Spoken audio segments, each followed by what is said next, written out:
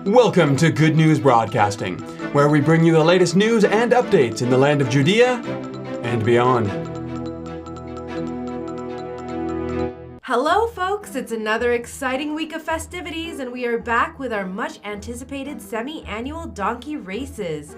Well, what are we waiting for? Let's meet the runners.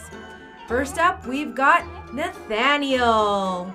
And next up, please welcome last year's returning champion, Bartholomew. Good luck to you both and may the best donkey win. And now, over to our incredible anchors in the newsroom. Thank you for that, Patricia. Those donkeys are looking like they're on their A game this year. I just know it will be another exciting season. Well, moving along, here at Good News Broadcasting, we bring you a special program to celebrate the birth of none other than Jesus the Messiah. Isn't that right, Alex? Well, that's right, Ashley. This year we're bringing some very special guests onto the show to talk about their stories of the one and only Jesus the Messiah.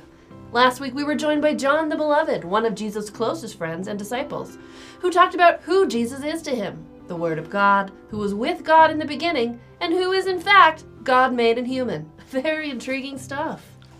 It sure is. And our guest for today is someone who you could argue is even closer to Jesus than his best friend, his very own mother, of course. Please welcome Mary, the mother of Jesus.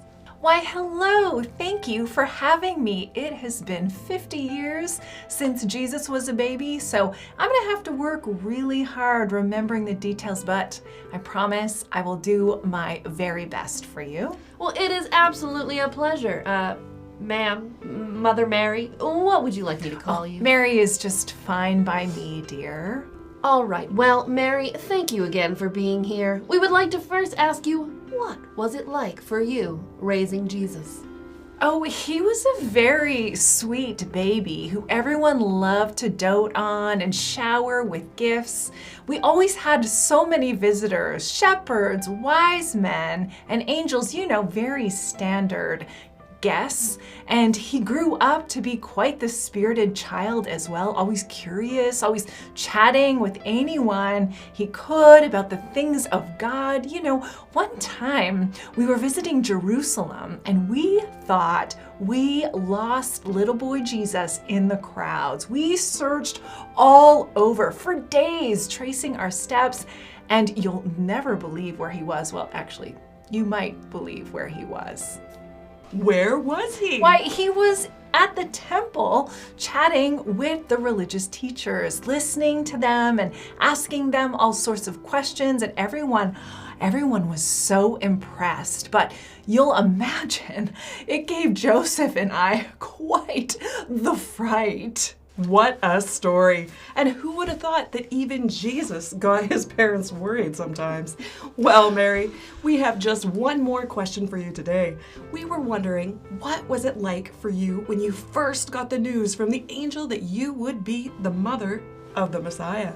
I have to say, I felt quite overwhelmed at first, both with surprise, but also amazement that God would choose me for such an honor. I couldn't help but sing out for joy. I've always loved to sing. I remember singing about how my soul glorifies the Lord and my spirit rejoices in God because God saw me, just a humble girl, nothing particularly special about me, and yet God blessed me and did great things for me. And because of this, I knew that God sees the ordinary and God sees the humble and those who are poor and those who are hungry, and God lifts them up.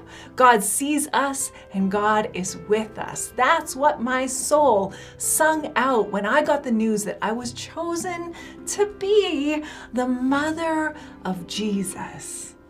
Wow, that is so beautiful and moving. Thank you so much for sharing your story with us, Mary. Do you have any parting words for our viewers today? Yes, I would like to tell the viewers that no matter who you are, even if you feel small or like you aren't anybody important in the world, just remember that God chose me when I was a young girl from Nazareth, a small town that nobody really cared about, and God blessed me so greatly. God sees you too, and you are blessed and you are loved. God is in the business of lifting up the humble and the small. So let your own soul glorify God and let your spirit rejoice. Just beautiful. Oh, I think I may have gotten some dust in my eyes just now. Well, folks, we hope you enjoyed that conversation with Mary, the mother of Jesus, and that you felt as inspired as we did. Please tune in again next time here at Good News Broadcasting.